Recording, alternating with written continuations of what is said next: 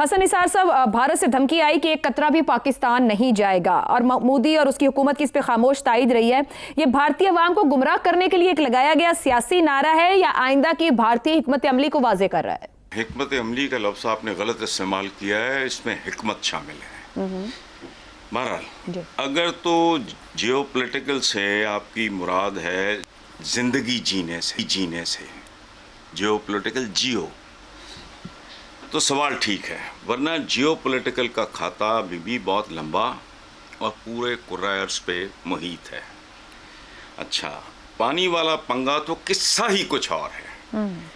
माजी की आपकी पैदाइश से पहले एक यादगार पाकिस्तान की पंजाबी फिल्म है जो मेरा ख्याल है शहजाद भाई तक तो पता होगा, बाकी कम से नहीं आपकी तरह।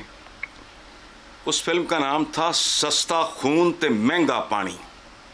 ये अपने वक्त की सुपर हिट फिल्म। हमारे यहाँ ये फिल्म देखो तो पता चलेगा कि पानी के लिए खून लेना और देना ये हमारे देहातों तक का कल्चर है, ये याद रखना, ठीक है। अच्छा, अब अगर ऐसा होता है तो मोदी साहब को ये फिल्म दिखानी भी पड़ेगी, समझानी भी पड़ेगी। बट पर्सनली आपने उन पे हिकमत का बहतान लगाया है। मेरा ज़ाती ख्याल ये है कि वो ब्लैकमेल कर रहा है या ब्लफ करने की कोशिश कर रहा है। ग्लोबली भी बहुत तयशुदा बात है, जो जिस आप मुआदे का हवाला दे रहे हो, तो अगर इस हद तक जाएगा तो फिर पाकिस्तान किसी भी हद तक जाएगा। सीधी सी बात है। अव्वल तो ये ब्लफ है, ब्लैकमेलिंग कह लो, ब्लफिंग कह लो, जो भी कह लो। मेरा नहीं ख्याल कि अगर वो एक पागल है या उसके साथ 4-6 और पागल होंगे तो सारे के सारे पागल होंगे। वो कहेंगे नहीं, ये पंगा बहुत महंगा पड़ेगा, चूँकि हमारी रगों में है सस्ता खून तो महंगा पानी। ठीक, बस ठीक हो गया। आमिर अहमद खान साहब, ऑपरेशन सिंदूर के बाद के हालात अगर हम देखें, अस्करी और सफारती तौर पर पाकिस्तान ने एक्सेल किया है, अपना लोहा मनवाया है। आलमी अदालतों के ऊपर कमेंट अभी इंटरनेशनल फोरम्स पे शहजाद साहब ने भी दिया कि हमने वहाँ काफ़ी टाइम लगाया चीज़ें, मगर पाकिस्तान को कुछ हासिल हुसूल नहीं हुआ। मगर आलमी अदालतें या सफारती महाज है, क्या पाकिस्तान वो सलाहियत रखता है वहाँ भारत को शिकस्त देने की? 2-3 सुपर पावर्स हैं, वहाँ जाके बात करने की ज़रूरत है, या फिर भारत हमें उस जगह ले जाना चाह रहा है जहाँ पाकिस्तान खुद कह रहा है हमारी रेड लाइन है और फिर हम किसी भी हद तक जाएंगे? अच्छा, आलमी जो भी मैकेनिज्म होते हैं ना, इस तरह के मुआहदे जो होते हैं उनको डिफेंड करने के लिए, वो हमने तारीखी एतबार से देखा है कि वो कभी भी मौसर, एक हद से ज्यादा मौसर नहीं होते। खासतौर पर अगर एक ताकतवर फरीक इन मुआहदों का जो है वो अगर इस बात के ऊपर डट जाए कि नहीं उसने कुछ करना है, तो फिर उसको रोकना बहुत मुश्किल होता है। देखिए, JCPOA आपके सामने एक बहुत बड़ी मिसाल है किस तरह से यूनिलैटरली इसको खत्म करके ईरान के ऊपर हमला किया गया, सिर्फ इस वजह से कि अपनी ताकत पर घमंड था अमेरिका को, और वही अब हमें भारत में भी नजर आ रहा है। लेकिन अच्छा, इसी सूरत हाल में आपने पहले भी 1-2 दफा ये सवाल किया कि पाकिस्तान के पास ऑप्शन क्या है। हमने न्यूक्लियर ऑप्शन की बात की, हमने और भी चीजों का जिक्र किया।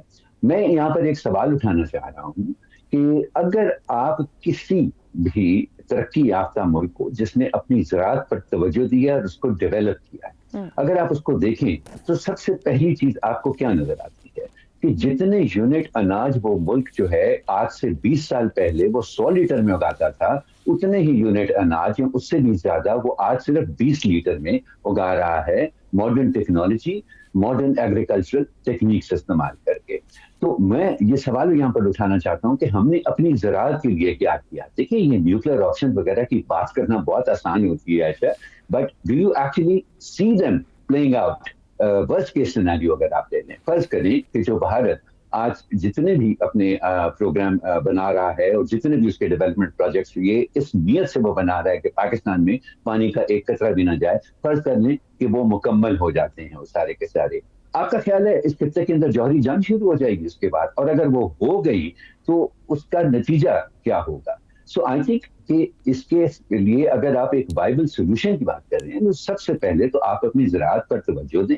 ये जो गन्ना होगा कि हमने बेड़ा गर्क किया हुआ है अपनी ज़राअत का, सिर्फ इसलिए कि 80 से 90 शुगर मिलने हैं यहाँ पे जिनका पेट भरना जरूरी है, चाहे उसका इकोलॉजिकल और एनवायरमेंटल डैमेज या एग्रीकल्चरल डैमेज जो है वो कुछ भी हो, जरा इसके ऊपर तवज्जो दें, नजरसानी करें, मॉडर्नाइज करें अपने एग्रीकल्चर को। हमने जब इंडिया ने हमारे पर पहलगाम के बाद हमला किया तो वो 4 दिन की जो जंग थी, क्या हमने न्यूक्लियर ऑप्शन उसके अंदर इस्तेमाल किया? नहीं, हमने ऑल्टरनेट मिलिट्री टेक्नोलॉजी के जरिए उसको शिकस्त दी। क्या यही अप्रोच हमारी यहाँ पर नहीं होनी चाहिए कि हम अपनी ज़राअत को इतना ज्यादा मजबूत कर लें? आमिर अहमद खान साहब बिल्कुल दुरुस्त कह रहे हैं, इसमें तो कोई दो राय हो ही नहीं सकती कि हमें बहुत कुछ करने की जरूरत है अपनी ज़राअत को लेकर, इवन रिसर्च से लेकर इनोवेशन की तरफ जाने पे। मगर जो असल हमारा मामला हमसाये के साथ है, जहां वो हमारा पानी एक मुआहदे के नीचे रोक कर बैठा है, इन दो को आपस में तो किसी तरीके से नहीं कंपेयर किया जा सकता है। एब्सोल्युटली किया जा सकता है आयशा, कि वो थ्रेट का लेवल जितना ज्यादा होगा, अगर इस वक्त जिस तरह से आप पानी बहाव ज़राअत कर रहे हैं अगर वही रहेगी तो वो उस पानी का छोटा सा हिस्सा भी अगर भारत रोकेगा तो नुकसान बहुत ज्यादा होगा। अगर आप अपनी ज़राअत को मॉडर्नाइज कर लें तो फिर भारत को जितना पानी हमें एक्चुअल नुकसान पहुंचाने के लिए जितना पानी रोकने की जरूरत होगी, शायद उसके अंदर वो सलाहियत ही ना हो, शायद उसके अंदर वो काबिलियत ही ना हो, शायद उसको ऐसा करने में 20-25 बरस और ज्यादा लग जाए। तो मेरा ख्याल है कि अपने घर के ऊपर तवज्जो देना। साहब हम ऑलरेडी 14 टॉप 14 में हैं, पानी जिनके पास खत्म हो रहा है। आप बिल्कुल ठीक बात उस पर कह रहे हैं, लेकिन हम ये इजाजत तो नहीं दे सकते कि एक मुआहदे के नीचे उस मुआहदे को होल्ड करते हुए हमारे पानी को रोक लिया जाए। सिविलाइजेशन या दुनिया तो ग्रो ही पानी के सर पे करती है। आयशा बिल्कुल हम इजाजत नहीं दे सकते, लेकिन हम इसको अपनी नालायकी और अपने निकम्मेपन का बहाना भी नहीं बना सकते। तभी तो एक सवाल था कि हम इंटरनेशनली कभी अचीव क्यों नहीं कुछ कर पाए। जब हम मुआहदे करते हैं तो हम क्या अच्छी वकालत नहीं कर पाते उनकी? नहीं, ऐसी कोई बात नहीं है आयशा। ये अपर राइपेरियन स्टेट्स होती हैं जिनके पास पानी के ओरिजिन का कंट्रोल होता है, हाँ। वो सारी दुनिया के अंदर जो लोअर राइपेरियन स्टेट होती हैं उनके ऊपर उनकी एक बर्तरी होती है और उसको डील करने के तरीके आपको सोचना होता है। ठीक हो गया। शहजाद साहब कुछ कहना चाह रहे हैं? मैं सिर्फ ये कहना चाह रहा हूँ कि ये नहीं पता चलेगा ना कि कितना पानी कम कर दिया जाए तो फिर भी पाकिस्तान को अपनी ज़राअत बेहतर करके जिंदा रहने में पॉसिबल होगा।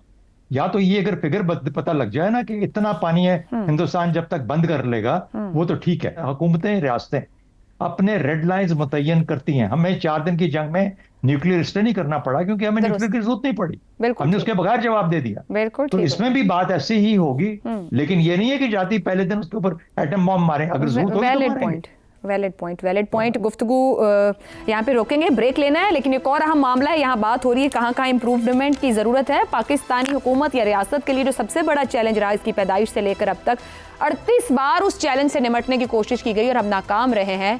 क्या अब कामयाब हो पाएंगे? इस ब्रेक के बाद गुफ्तगू करते हैं।